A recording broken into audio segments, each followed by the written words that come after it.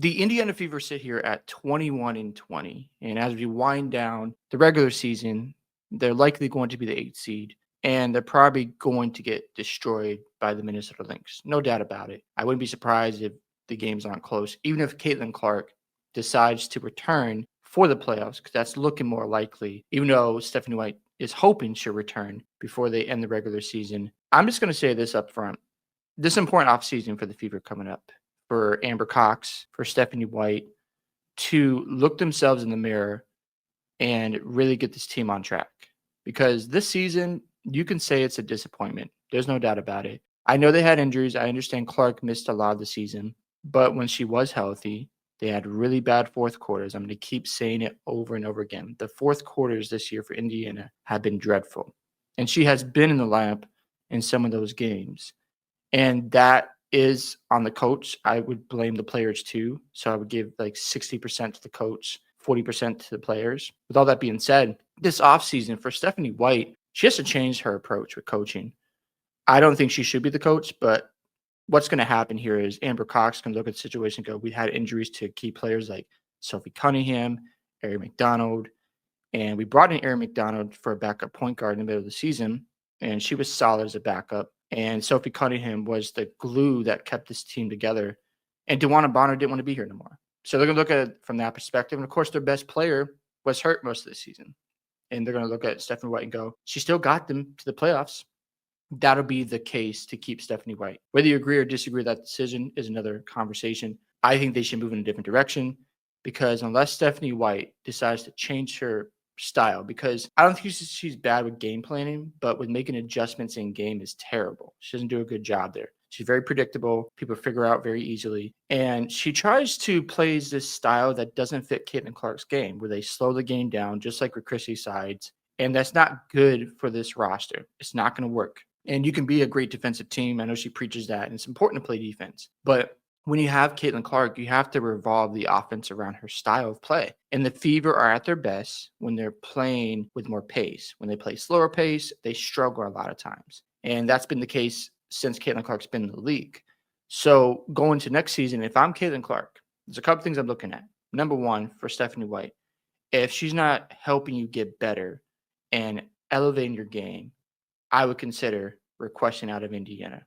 The second thing is, Amber Cox. She did try to get a versatile center with DeWanna Bonner. It didn't work out. If she doesn't address that need and goes into next season with Natasha Howard, Aaliyah Boston, and Dantas, big mistake. The Fever need more versatility at the center power forward positions. It's going to help them and make them less redundant at that position. I think another wing would also be great as well.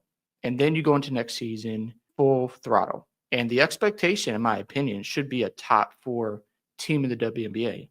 If that is not happening with a healthier roster and Amber Cox isn't firing Stephanie White, if I'm Caitlin Clark, I'm leaving. I'm not wasting my time. This would be our 3rd season. And if I can't play to my potential and you're just holding me down because you want to play the specific style where you want to drag games out and you want to have these low scoring games, then you need to leave and flourish somewhere else. I don't think it's worth the time to stick around and say, okay, we'll see how it works out. This is the second coach. Stephanie White set the expectations, and it's looking mid right now. I understand they've had injuries. I totally understand that. But we've seen lineups out there where they had Erin McDonald, they had Kelsey Mitchell, and Caitlin Clark out there at the same time.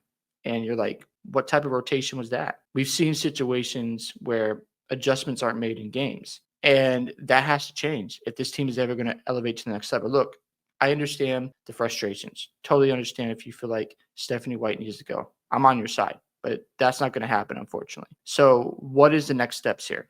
You've got to get more versatility, and Stephanie White needs to prove as a coach. It reminds me of Joe Mazzulla for the Celtics his first season. Every time I watched the Celtics, I knew when they were going to win a game or lose a game. At the beginning of the first quarter, when they weren't knocking down their threes, they were most likely losing all those games. And what happened was they became predictable. Joe Mazzulla never made any type of in-game adjustments where he's like, maybe I should go to the basket and generate cleaner looks so my offense gets in a better flow. But that didn't happen, and it cost him in a Game 7 Eastern Conference Finals against the Miami Heat. So if I'm Stephanie White, you got to learn to make better adjustments in game. Got to improve. And the next year, Joe Mazzulla did have Kristaps Porzingis, And the Celtics went on to win the NBA Finals. And he did a better job that season with utilizing all his players, playing Jaylen Brown more in the mid post area, Kristaps as well.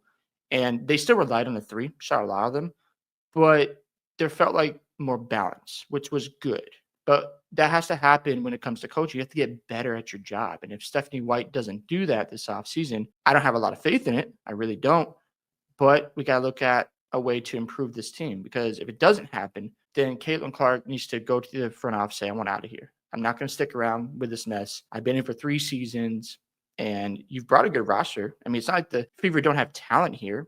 They've had injuries, unfortunately. And I know they brought in Odyssey Sims. She didn't shoot the ball well from the field the other night. But you can't expect too much from somebody who's coming in the middle of like a situation where they're trying to make the playoffs, and too much redundancy. Her and Kelsey Mitchell pretty much do the same thing. They're just bucket getters. They're not playmakers. And that's going to hurt your guard position when you don't have Caitlin Clark out there. Again, I just think for Stephanie White's sake, get better as a coach, because this is not looking good. I'm not going to just sugarcoat, the situation. It's just really bad. And you could say, oh, well, they've had injuries. Fair, but they've also had situations where they had fourth quarter leads. They were in games. Even the other night against the Mercury, I think they were down 7 points going to the fourth quarter, and they lost the game. You have opportunities to get back in games and come back, because that's going to happen. There's going to be moments where you're struggling and you have to overcome that adversity. The Fever didn't show enough of that this season. People might have hope. Still, I don't. I think they're going to get destroyed. The season's over to me. Like, it doesn't matter what they do. It doesn't matter if Caitlin Clark comes back. They don't have enough reps together on this roster, and that's going to matter. Like, we don't have continuity where you're used to each other, each other's tendencies. When you get to the playoffs, that's going to matter. And the Lynx are red hot. They're on a row. They've played together since last year, so they know each other's habits, tendencies, and they're just going to wipe them off the floor. That's okay. But next season, no excuses for the Fever. If they're healthy, if they're bringing back the same group and adding to it, because they have to add a versatile center or forward. I cannot stress that enough, because there can't be too much redundancy with this team. Then there is no reason why the Fever shouldn't be winning more consistently. And if Clark's healthier, which I hope she is, and they're not utilizing her properly, I'm getting out of Indiana. I'm not wasting my time. I'm not trying to bother with this team no more. And I'm trying to go to a situation where it's more structured as an organization and I can flourish in my role, where I can be that top 5 player in the WNBA. If you're going to limit my abilities, you want me to play a certain style where I'm playing off the ball and I'm watching people dribble the whole time, I'm not being able to facilitate things more often, then I need to get out of there. Hope you guys enjoyed this video today. I'd love to hear your thoughts about the situation, Caitlin Clark.